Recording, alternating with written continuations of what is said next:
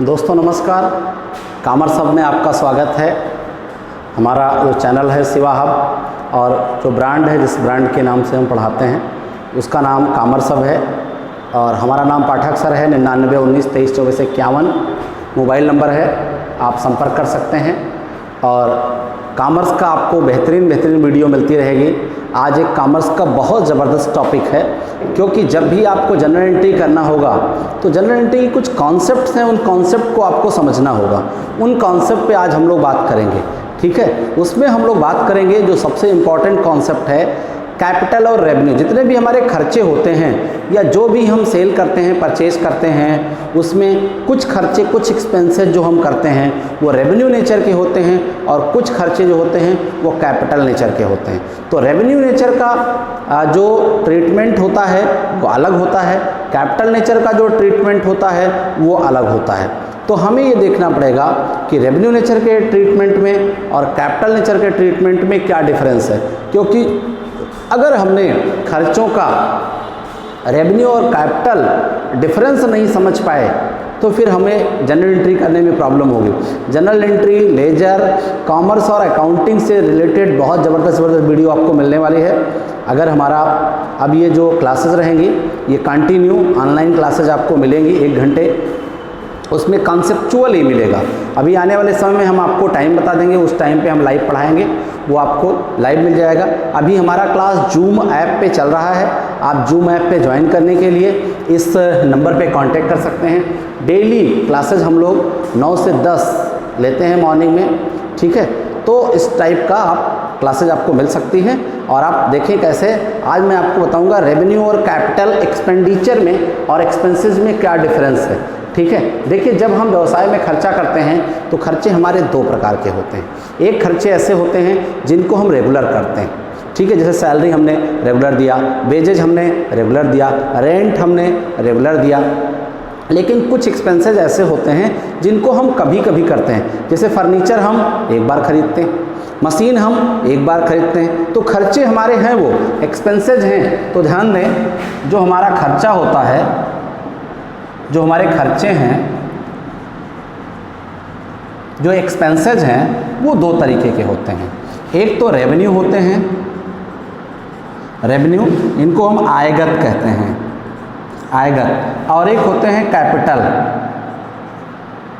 Capital इनको हम पूंजीगत कहते हैं,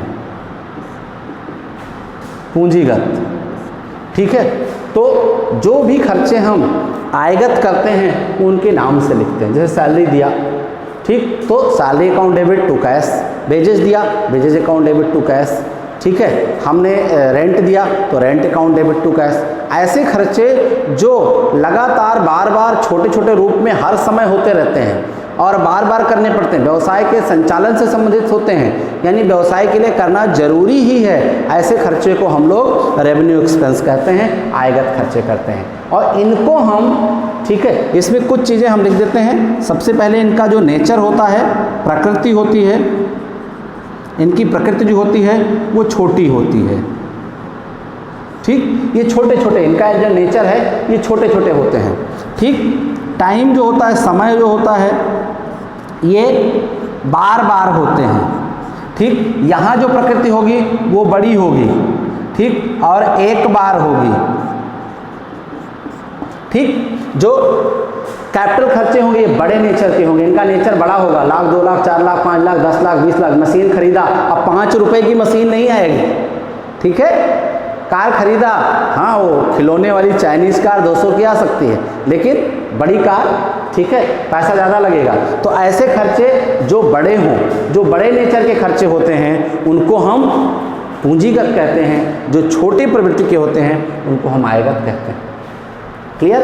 ये खर्चे, जैसे सैलरी आप देखो बार बार दोगे कि एक बार दोगे, वेजेज आप बार बार देंगे, ठीक है, इंश्योरेंस प्रीमियम आप बार बार देते हैं। तो ऐसे खर्चे जो आप लगातार और बार बार देते हैं उन खर्चों को आयगत कहा जाता है, और जो खर्चे कभी कभी किए जाते हैं उनको पूंजीगत कहते हैं। क्लियर?